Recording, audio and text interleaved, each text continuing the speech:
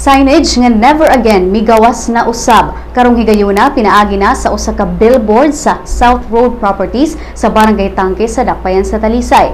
Gitira sa bagong streamer ang Balili property nga gipalit sa panahon sa administrasyon ni kanhi Cebu Governor ug karon Cebu 3rd District Representative Gwendolyn Garcia.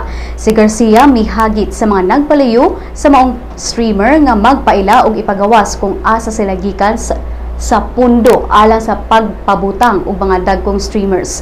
Unang migawas ang Never Again banner sa gawas sa Cebu International Convention Center kon CICC ni adtong Agosto. Gisundan kini og streamer asa nakasuwat ang 800 million pesos nga maoy kantidad sa CICC.